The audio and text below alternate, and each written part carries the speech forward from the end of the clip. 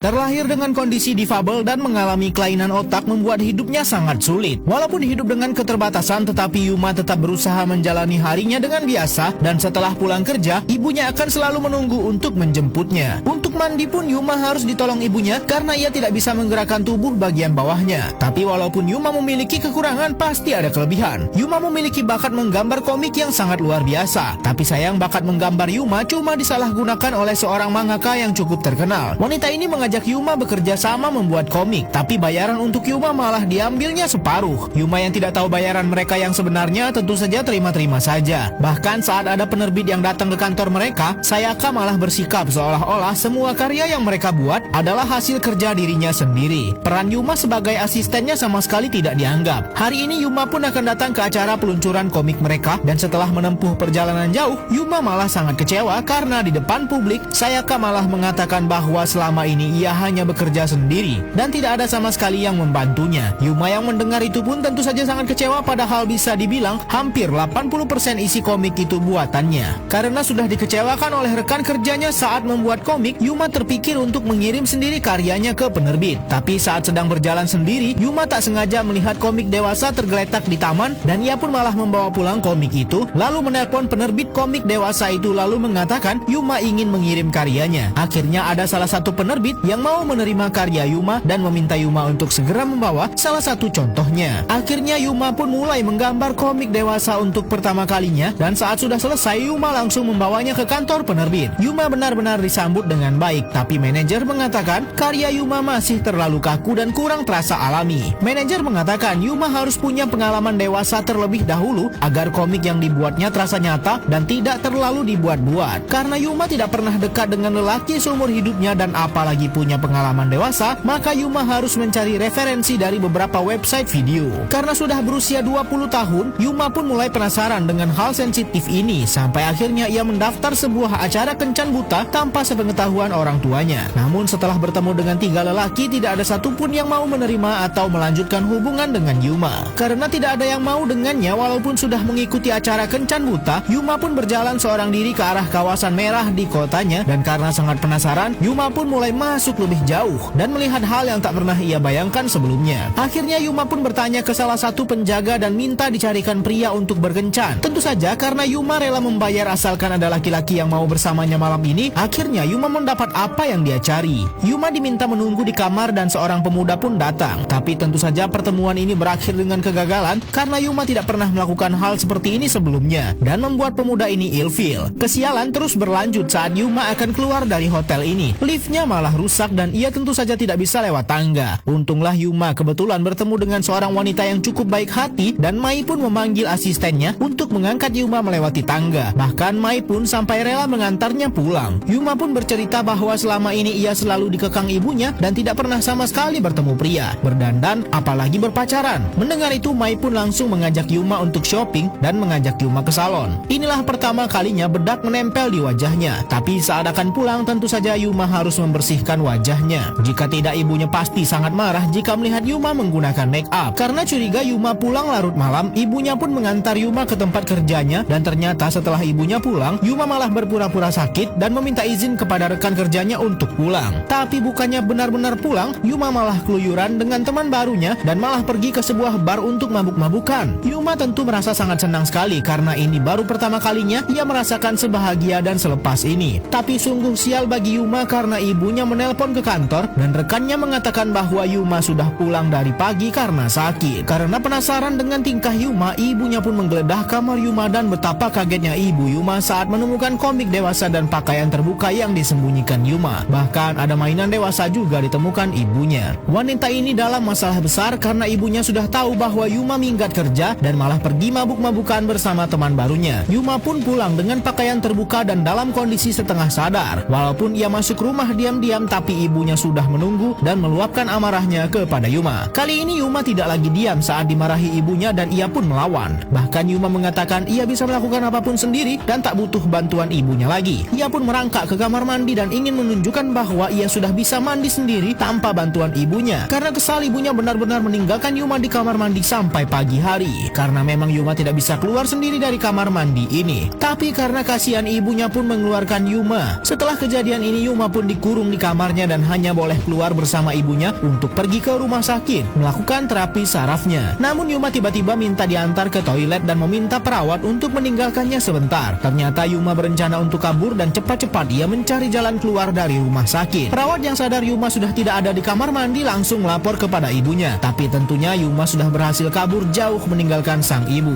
Karena pertengkaran besar dengan ibunya, anak difabel ini pun kabur dari rumah dan menemui Nyonya Mai yang kini menjadi teman barunya. Nyonya Mai malah mendukung aksi Yuma dan meminta asistennya untuk memberikan Yuma tempat tinggal sementara. Ibu Yuma mencoba melapor polisi, namun polisi malah balik memarahi ibu Yuma karena sudah lalai dengan anaknya yang difabel. Yuma kini tinggal di rumah Toshi, asisten Mai yang selama ini membantunya di dunia luar. Yuma pun datang diam-diam ke kantornya hanya untuk mengirim sebuah surat lalu pergi begitu saja. Toshi benar-benar memperlakukan Yuma dengan sangat baik, bahkan Toshi mau mendengar cerita kisah hidup Yuma sepanjang malam. Dan Yuma mengatakan bahwa ia sangat ingin bertemu dengan ayahnya. Ibu dan ayahnya sudah lama bercerai sejak ia masih kecil dan hanya sempat mengirim surat satu kali. Tanpa pikir panjang, Toshi pun rela menempuh perjalanan jauh untuk mengantar Yuma ke tempat ayahnya bermodalkan alamat surat yang pernah diterima Yuma. Karena tidak memiliki alamat pasti, mereka pun menggedor satu persatu rumah di kawasan ini sampai akhirnya ada satu pria yang mengenali Yuma dan meminta mereka untuk masuk ke rumahnya. Karena Yuma tidak ingat wajah ayahnya, Yuma malah mengira orang ini adalah ayahnya. Tapi ternyata ini adalah paman Yuma dan ayah Yuma sudah meninggal 5 tahun lalu.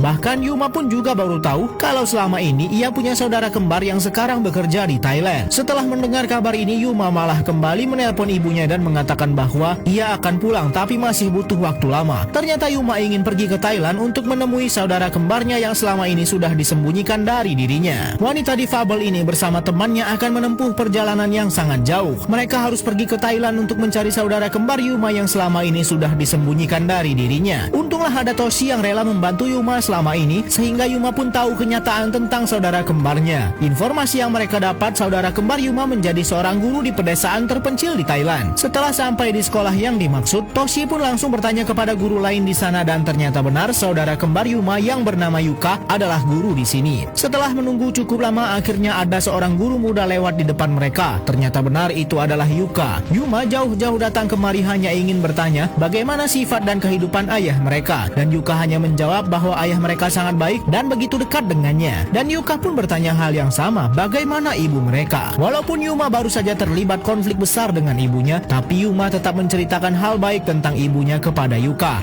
Sementara itu ibu mereka yang saat ini ditinggalkan oleh Yuma merasa sangat menyesal dan membuka kembali barang-barang mereka saat masih kecil untuk mengenang anak kembarnya yang terpisah selama ini. Anak ini pun harus berpisah dengan saudara kembarnya yang selama ini dipisahkan dari dirinya dan harus pulang ke Jepang. Tapi saat Yuma akan pergi, Yuka memanggilnya dan meminta maaf karena sebenarnya selama ini Yuka tahu keberadaan Yuma. Namun ia takut dan tidak mau memiliki saudara yang difabel. Alih-alih marah, Yuma malah memeluk Yuka dan tetap meminta Yuka untuk pulang ke Jepang dan berkumpul kembali dengan ibu mereka. Yuma terlihat benar-benar sangat gembira sekali dan seperti mendapatkan kehidupannya kembali setelah semua hal berat yang ia lewati. Toshi pun mengajak Yuma untuk segera pulang dan menemui ibunya. Sesampainya di rumah pun terlihat tidak ada wajah penyesalan di antara Yuma dan ibunya. Yuma pun juga sudah menerima semua kenyataan yang harus ia lewati. Bahkan salah satu penerbit komik dewasa yang meminta Yuma membuat ulang contoh karyanya, kini menerima Yuma untuk membuat komik kepada mereka dan tidak perlu ada adegan dewasa di sana. Karya Yuma sudah sangat luar biasa tanpa itu semua. Jika diingat kembali, semua hal yang dilewati Yuma ini juga karena pencariannya tentang bagaimana itu dunia dewasa demi membuat sebuah komik dewasa yang natural. Tapi saat ini Yuma tidak lagi membutuhkan itu karena ia bisa berkarya dengan membuat komik yang jujur dari hatinya.